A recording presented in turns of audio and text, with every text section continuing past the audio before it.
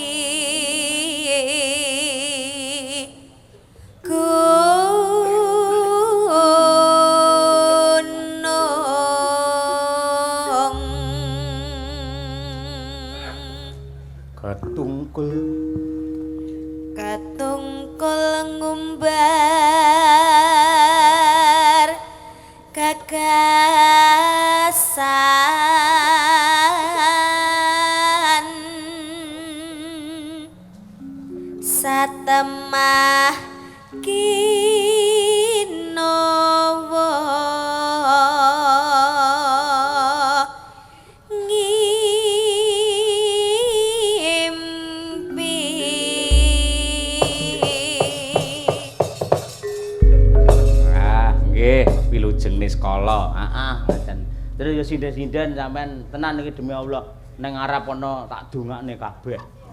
Muga-muga ya si Birgita menjadi seperti jenenge Setiani menjadi wanita yang setia kepada siapa saja. Ayo. Winong ya dadi bocah sing salehah. Si apa jenenge Niken iki tak dongake iso sempulur anggene lancar sukses. Terus sapa Dian tak dongakne tetep putrane kabeh ya saleh kabeh, bekti marang Rama Ibu. Marang Ibu ding Rama ora apa-apa rasa. Ayo. Marang Rama Ibu. Mbak Lia ya tetep tak dongane seger kewarasan cak keluargane. Mbak Tuti ya diparingi tobat ora nyembah batu meneh. Ayo. Nyembah apa? Nyembah batu. Atwal kalin kok ayo. Nggih. Ya kan jumeneng alon-alon coba kaya apa? Klasikine ra apa to kan? Nggih, Pak. Ra apa to? Nggih, tapi kula sambil nyawang liriki, Pak. Lirik ra apa-apa, disawang langsung ora apa-apa kok. Ayo ora apa-apa. Kali jumeneng. Jumeneng, aja lali esuk tanggal 12 neh ning Pekalongan. Aja diundur-undur kok sak rombong aku lho. Lho, Pak, trouble lho, Pak. Mundur moja maju, ayo ora nggih. Trouble jenenge. Ayo. Anak salah saya apa? Lah piye lho sing nanggap lek Pak Dalang mboten kersa maju, mboten wayangan mawon kok tak campur sari niken. Purun maju aku ya ngono ayo. Nggih. Elok tenan ayo. Perbawane lho, ketrimane nganti kaya ngono. Muga-muga ketrimane si Niken iso ditampa nular ngene Mbak Trihastuti. Ayo. Diterima Tuhan Yang Maha Esa. Ayo. Ayo nggih. Monggo Mbak Niken Salindri ya.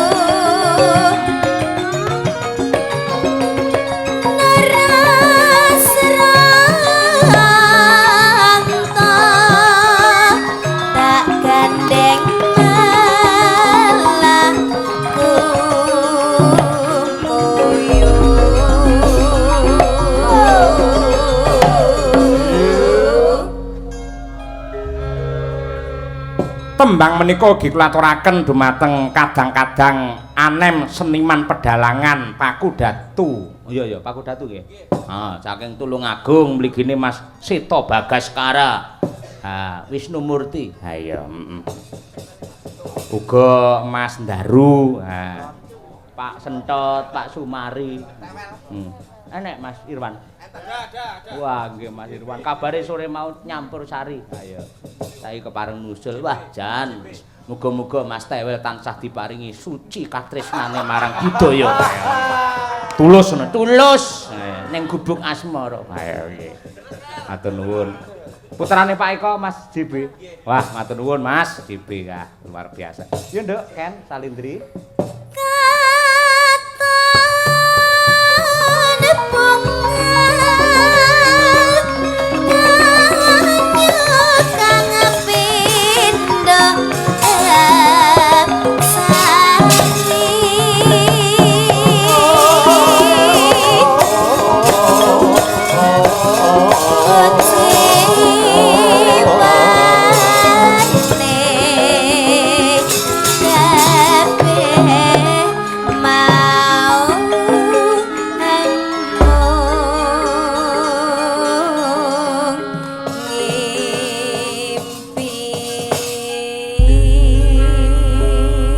Ora lho Nduk, Ken, sampean iki jane lak wis sukses wis lancar di dunia musik, gitu. Tanggapan tanpa leren, kok isih meluangkan waktu gelem deprok dadi sinden nganti yah ini iki sebabe apa? Garai pripun nggih Pak, kula no remen sangat lho Pak len derek wayangan niku, apalagi tuh kalau wayangannya itu klasik Pak. Mboten dicampur kalih elektron musik-musik ngoten niku kula paling remen. Kuwi mergo enek aku apa pancen lahir batin ngono kuwi? Lahir batin Pak, amargi kula kan batin niku kan saking wayang to Pak. Heeh. Kula pertama kali ne dados sinden niku kan derek Pak Degleng niku kan teng wayang. Pak E. Nggih. Terus nggih kados nyamane niku pun teng seni-seni musik gamelan ngoten lho Pak. Kan nggih sampun setiap hari segojangane niku kados musik-musik band-band terus ngoten niku kados nggih kadang niku nggih enten rasa-rasa waleh ngoten lho Pak. Oh ngoten iya. Nggih, makane untuk mewarnai mula sok-sok balik ning gamelan meneh ngono ya. Nggih, ngoten. Luar biasa. Itulah alasan pertama saya, Pak. Iya, iya syukur Nduk, wis kaya ngono iki tegese nun sewu saiki akeh generasi sinden. Lek mbiyen do apa kuwi jenenge terinspirasi karo mbokmu Kesi iki do gelem sinau nyinden bocah nom-nom cah cilik-cilik. Ning saiki ya akeh para mahasiswa baru ning isi Surakarta mlebu ning jurusan nggen karawitan belajar nyinden ki mergo termotivasi pengen dadi wong hit, wong kondang kaya Niken Salindri. Tegese tampilmu di dunia wayang dan gamelan kuwi menjadi motivator untuk para generasi-generasi, para anak-anak sekarang untuk ikut serta belajar dan juga melestarikan budaya Nusantara. Lah kuwi. Alhamdulillah. Kula nggih riyen nggih termotivasi saking Bu Kesi nggih, Pak. Nggih, idola kula riyen nggih ngoten. Aku ya ngono, termotivasi karo Bu Kesi kuwi. Aku mbiyen nek rumah saku wayangan tanpa Bu Kesi hampa aku mbiyen nggih. Ngono kuwi. Nek sakniki? Saiki biasa aku malian ngono. Ya ora ya padha wae wong nyibarate mbokmu iki lek dadi ora mung satpam ning dadi Polri kae lho, Kapolri. Ngisor dhuwur lor kidulane kabeh. Tanpa adanya perempuan yang tegas itu pasti laki-laki itu akan seenaknya sendiri. Nah, ya ning ya ora digebyah-uyah. Delok wong lanange sapa ngono kuwi. Tapi rata-rata semua laki-laki gitu sih, Pak. Iya, rata-rata ki lek ora semua to. Loh, semua. Loh, semua ora. Semua. Bapak iki tipe laki-laki yang setia kepada pasangan. Iya, kalau di depannya Bu Kesi, lek di belakangnya kan nggak tahu. Loh, kowe nek ngerti lek aku seneng ke belakang. Piye to, Pak? Piye ta, Pak? Ini bocah iki. Tapi insya Allah Pak Cahyo sekarang sudah tobat ya, Pak ya.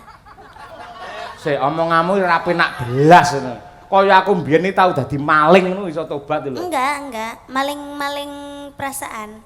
Lho perasaan kan yo buke sitok, mbokmu tok. Oh. Kapan enek kabar aku seneng karo wong wedok ngendi ngono? Ora tau to. Iya kah? Primpen mergane aku iki. Oh. malah primpen ora iki. Ya sak bisa-bisa dadi wong iki mbok sak propirane kepengin luwih becik ngono lho kan. Aku ngrumangsani dosaku ya pirang-pirang kanthi wingi iki sowan ning tanah suci mung iso nglebur lan nyuda marang akeh dosa sing tak sandang ngono kuwi lho. Nduk nih Ken. Dalem, Bu. Tak critani pengalamanku ning Mekah ya. Nggih, nggih. Kuwi pas wukuf ning Arafah. Nggih. Kuwi titik wong diarani dinobatke dadi haji kuwi yen wis berdoa ning Arafah nalikane jam 12 awan nganti lingsire srengenge jam 6 sore. Nggih. Nah kuwi mau kan wis ndonga sampai jam 2 awan wis Bapak Ibu panjenengan Bapak Ibu semua sudah dinyatakan sebagai haji. Semoga mabrur. Terus mutawipe muni ngene Nduk. Silakan Bapak Ibu yang punya suami atau istri menemui suami istrinya masing-masing untuk memberi saling bermaaf-maafan. Tenan Nduk, baru ki mau Bapak Ibu wis dinobatke dadi haji, nangis kabeh sak enek-eneke jamaah. Nggih. Ibu ya metu, goleki bapakmu tak telepon Pak, ndang metu. Nah, urung pengen metu si anak. Kaji Astagfirullahaladzim. Seto. umat. Bapakmu metu saka tenda Arafah kuwi mau Nduk, goleki ibu, nubruk ibu karo nangis. Sakjeke urip aku ngerti bapakmu nangis lagi pisan kuwi. Lek nubruk aku piye ngene? Bu, ya Allah Bu, aku njaluk ngapura ya Bu. Aku akeh nglarani hatimu Bu. Ngono. Sebatene ibu ya, iya Pak, wis tak ngapura bar iki aja mbok baleni meneh lek munjarake sinden-sinden ya Pak. Aja mbok jarake meneh sinden-sinden aja omong lekoh-lekoh. Nah kuwi Nduk, dosane bapakmu ning kono kuwi. Dadi dhek menyadari yen dheweke iki duwe dosa akeh karo ibu. Maune ora gelem njaluk ngapura. Gengsi. Iso dosane bojone diwirang-wirang ning kene lho ya. Loh, itu kanggo pembelajaran. Untuk pembelajaran kita semua bahwa orang itu mengko sing dibiji Gusti Allah iki ora mergo awake mbiyen tau dadi berandal dadi wong nakal. Ning saikine mbiyen tau duwe selingkuhan, duwe demenan akeh. Ning saiki akhire tobat. Saya yen sadurunge mati terus tobat. Alhamdulillah. Ngono Nduk, bapakmu dadi saiki tobat Nduk. Alhamdulillah. Wis Ngono kuwi dongakno ceritane. dongakno muga-muga ora kumat ngono. Nggih, Pak. Nggih. Amin. Semoga tidak hanya 1 minggu ya Pak tobatnya ya Pak ya. Ya ora, ya berusahalah Ken. Nah ya. Coba mbiyen tau tak gekne anu tau pangkur tau kangen Pak karo pangkurmu. Iya.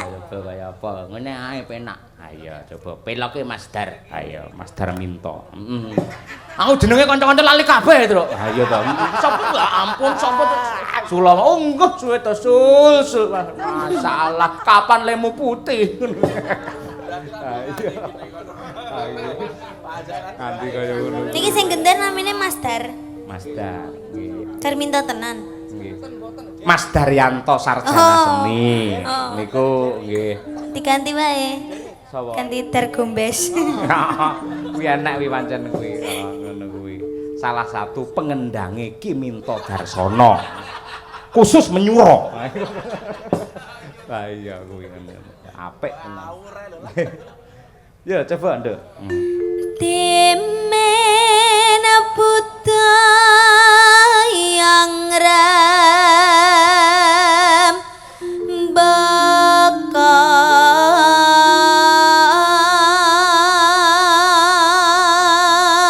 Mas. masih nangkling cahyane rakaeksi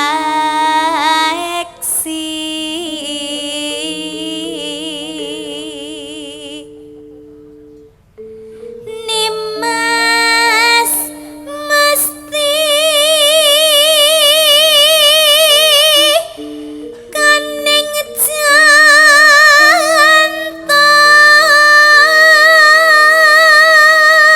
Ken kanyakang saking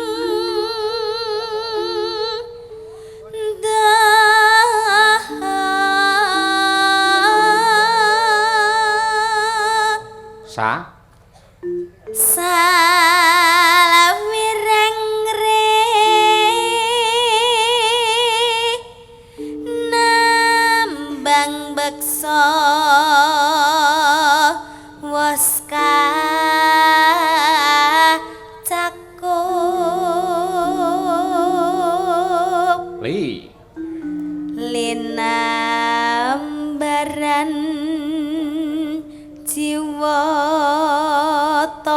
Rama. Tembang menika ugi kula aturaken dumateng Pak Jono, Pak Sri ingkang mboten wonten walehipun tebih saking Surabaya tansah nusul kalian Madangkara.